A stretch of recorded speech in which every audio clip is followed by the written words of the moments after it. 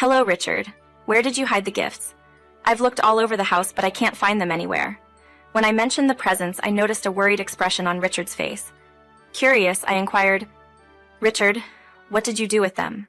With some hesitation, he admitted, I sold them. Stunned, I pressed, why would you sell the gifts? Richard explained, I needed the money, so I decided to sell them. Besides, those gifts wouldn't have been useful to you anyway. I was incredulous. Are you out of your mind? Those gifts were crucial for our budget, especially the essentials for the baby. Disregarding my concerns, Richard retorted, why are you getting worked up over these minor things? The gifts belong to me since my parents gave them to me. I have the right to do whatever I want with them. They're mine. Greetings. I'm Laura Smith, a 31-year-old nurse married to Richard, a businessman who owns fishery farms. Richard's farms catch and send fish to different locations. At first, our life was happy, brimming with Richard's lively energy. But everything took a turn when Richard experienced a major setback in his business. The ship carrying fish from his farm capsized in a storm. Richard, a small business owner, was deeply affected by the setback, plunging him into severe sadness. I did my utmost to comfort him emotionally, but my savings fell short to aid his recovery. Despite my demanding job as a nurse, I endeavored to assist him by preparing his favorite meals and taking him to his preferred places. For weeks, Richard immersed himself in video games, neglecting domestic duties. As a nurse, I worked extended shifts and managed household chores, even on overtime days. Richard displayed no inclination to assist, leaving me feeling frustrated. While I acknowledge the difficulties in business, dealing with the aftermath necessitates awareness and shared responsibility. I may not be an expert in business, but I understand that when things go wrong, it's crucial to improve efficiency, reassess, and come up with new plans. Instead of getting stuck on setbacks, spending too much time being upset could make the business problems worse. Even though I didn't talk to Richard about these ideas earlier, I gave him the time he needed to deal with his loss. After approximately a month, I gathered the courage to discuss the matter with him. Hey Richard, I understand you've been a bit low since that setback, but perhaps it's a good idea to look ahead. Instead of getting stuck in what happened, shouldn't we try to figure out solutions? Continuously being sad might just add more difficulties for you. He reacted just as I expected, accusing me of being insensitive and self-centered when I tried to discuss business rules instead of providing emotional support. Despite his response, I wanted to express my viewpoint. Sweetheart, I understand I might come across as straightforward, but I truly believe dwelling on this setback is harming your business. I care about you and want only positive outcomes for your business because I love you. Richard wasn't happy with my words. He chose to escape into video games with his headphones on. It took more than a month for him to get back to his usual business routine, and I felt relieved that things were finally getting back on track. I noticed a shift in Richard's daily routine. His arrival home became unpredictable, sometimes well past midnight, other times in the morning, and occasionally not at all. When I questioned him about the erratic schedule, he brushed me off with a sarcastic remark. Businessmen don't adhere to shifts, you know. We control our time and work. His arrogant response left me pondering the underlying reasons. Several months later, Richard faced another setback, yet this time he didn't sink into the sofa in sorrow. The transformation was evident. He no longer exuded happiness. Instead, stress had become a constant companion, and an inexplicable sense of urgency seemed to govern his actions. One day, Richard approached me with a polite request, expressing his financial strain and seeking assistance for his business. Startled by the sudden plea, I explained my own financial situation, having shouldered the responsibility of running the household during the challenging period following his business setback. My response didn't sit well with Richard, who wore a disgusted expression. Feeling a twinge of guilt, I reconsidered my decision. Reflecting on my carefree lifestyle in my 50s, where I had spent most of my savings on travel and exploration, I realized that perhaps I could make a sacrifice for my husband. As a married couple, supporting each other became a priority. Thus, I decided to part with the money earmarked for my upcoming trip to Hawaii, hoping it would aid Richard in stabilizing his business. Unfortunately, the anticipated improvement never materialized. During this time, I discovered I was pregnant, a moment of immense joy. However, Richard's happiness was tinged with concern, leaving me puzzled. Despite my excitement, Richard seemed worried about providing a decent life for the baby with his unstable income. I reassured him, asserting that the timing was perfect. Despite my optimism, Richard remained uneasy, expressing his apprehensions about taking on the responsibilities of parenthood. Dismissing it as typical first pregnancy jitters, I believed that time would alleviate his concerns. To be honest, I was worried about Richard's inconsistent earnings. Supporting a family and ensuring a decent life for our child is challenging when relying on a single income stream. While I couldn't solely depend on my own income, I hoped that when Richard became a father, he'd realize his responsibilities, and our situation would get better. Unfortunately, instead of taking work more seriously, Richard appeared to be increasingly careless each day. Borrowing money became a regular occurrence, always for urgent and seemingly unique reasons, whether it was to pay his employees or invest in a new type of fish. Despite feeling frustrated, I held back from drastic actions because of the upcoming baby. Instead, I decided to minimize my interactions with Richard and concentrated on looking after myself and the baby. Initially, I didn't mind assisting him, but his last 2-minute appeals transformed into outright demands. What used to be polite requests with apologies turned into direct statements like, "Laura, send me $1,000 as soon as possible." I attempted to comprehend the reasons behind his growing financial needs, but it consistently traced back to accumulating debt from small business loans, accompanied by escalating interest. Rejecting his requests triggered immature outbursts. Door slamming, cutlery rattling, and disdainful expressions persisted until I yielded. Richard's demeanor grew more insufferable, particularly in the 6 months of my pregnancy. My in-laws organized a baby shower, and I appreciated their backing. I expressed my gratitude sincerely upon receiving considerate presents from them, their acquaintances, and family members.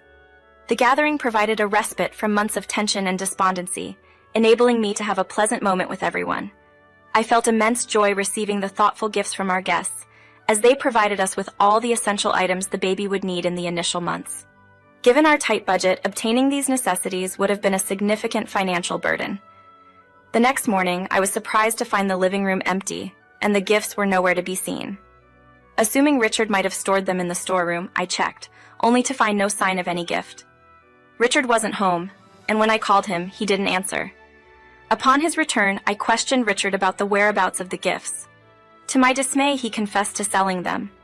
Shocked, I asked why he would do such a thing, and he callously replied that the gifts were of no use to us. Expressing my disappointment and frustration, I explained that those gifts were crucial items for the baby, including clothes, a crib, blankets, strollers, and toiletries. I couldn't understand why he would sell something so essential, especially when we were on a tight budget. Richard seemed indifferent and dismissive, claiming that the gifts were given by my parents, and therefore he could do anything with them. I argued that the gifts were intended for the baby, not for him to sell and fill his pockets. In tears, I pleaded with him, emphasizing how the gifts had saved us money we couldn't afford to spend again. Richard, unapologetic, insisted he would get everything we needed when the baby arrived. Skeptical, I asked how he planned to do that without the necessary funds, but he seemed unfazed by the financial challenges ahead. Richard glanced downward, and an immediate realization struck me. He was lacking the funds. I rolled my eyes and pressed, "Hand over the earnings from those gifted items you sold." "I don't have it," he replied. Adopting a firm tone, I inquired, "Where did the money go then?" Defensively, he asserted, "I invested it in my business." Frustrated, I exclaimed, "Seriously, Richard? Spare me your lectures. I'm through with you. You're a constantly gloomy individual who complains about every minor setback." His words fueled my anger. Richard had surpassed all bounds, and I couldn't contain my frustration. "What's your deal? You contribute zilch to household expenses, hardly lift a finger around here, and thrive on my earnings. And now you have the audacity to utter such things? Instead of assisting, you exacerbate my troubles. If you're unhappy with me, why not consider parting ways? I just want to enjoy some peace in my own home. Being in your presence feels stifling and unpleasant. I'm too tired to argue anymore. Richard's actions are becoming irrational."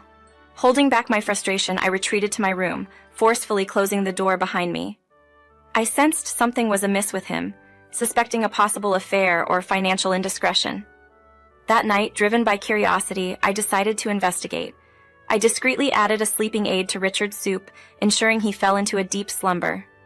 With him sound asleep, I used his fingerprints to unlock his phone, meticulously examining emails and chat messages. Following an hour of digging into the matter, I finally uncovered the crucial element of the puzzle.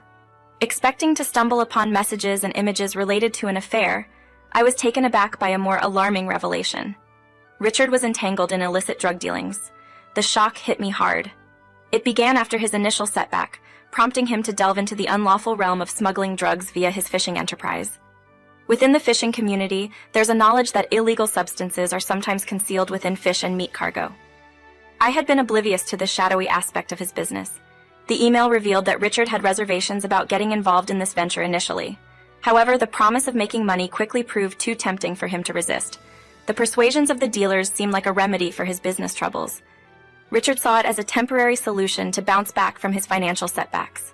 Without a doubt, the attraction of swift cash became more powerful than the appeal of drugs, pulling him further into the world of illegal activities.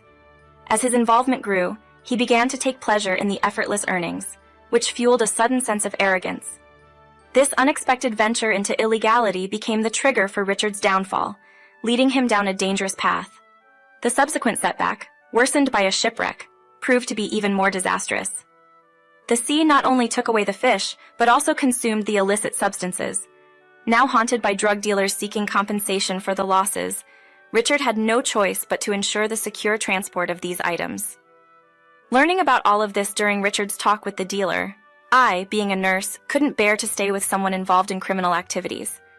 Seeing the pain inflicted by drug abuse, I deemed it morally and ethically unacceptable. To strengthen my stance, I collected the essential evidence without leaving any signs of tampering with his phone and then handed it back. Sleep evaded me that night. The next morning, while Richard was still in slumber, I packed my belongings and departed the residence, finding solace at the home of a reliable friend and colleague. Afraid to lodge a police report by myself, I worried that revealing Richard's actions could implicate numerous individuals. If he or his associates caught wind of my role, it could lead to significant problems. I swiftly reached out to my colleague's cousin, who happened to be a lawyer.